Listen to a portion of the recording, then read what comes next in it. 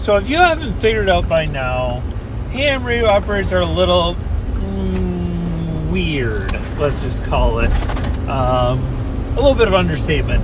But many ham radio operators, probably a good majority of them, are some level of introvert.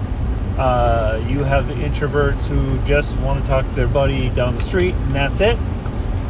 You have those who have their little circle for the last 40 years, and that's all they care about. Sometimes you get that's the entirety of a ham radio club. And then others are just a lot more welcoming and will eventually welcome you into their circle once they're comfortable with you, and so on. You know, different levels of introverts, which matches all different levels of introverts.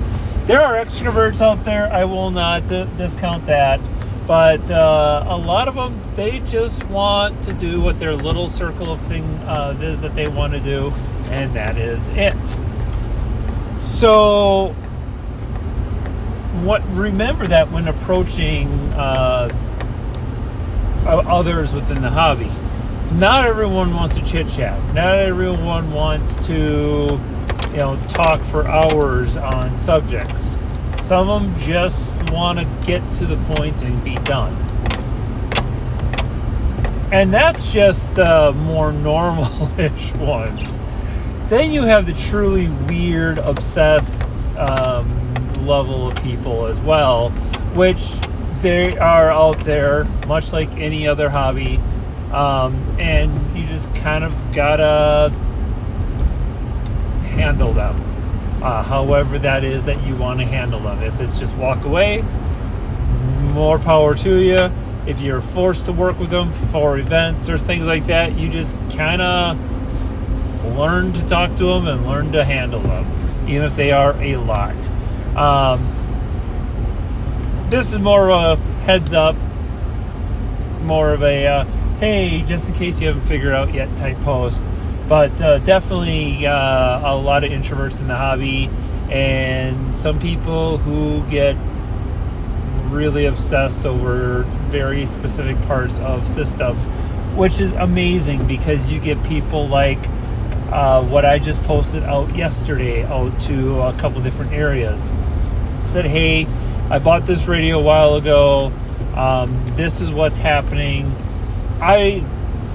We'll be eventually looking at this soon, but I just don't know where to begin. This is diving into electronics type stuff. Here's the symptoms. What is it?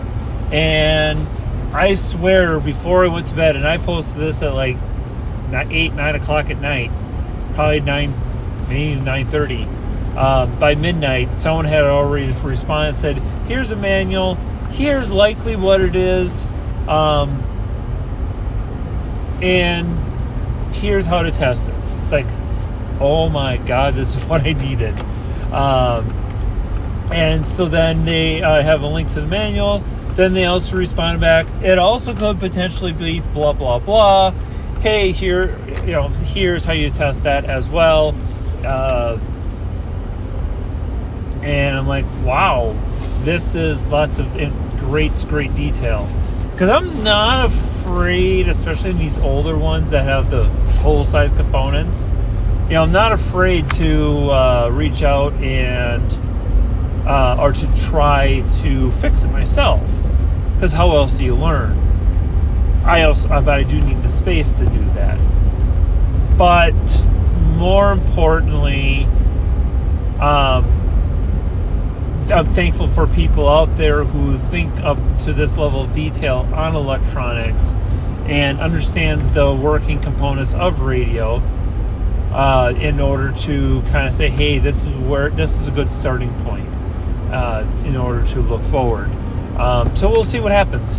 But that'll be a video in the future, cranking open this radio and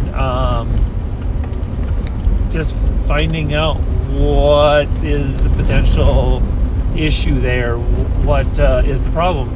So that's it for now, Sub 3.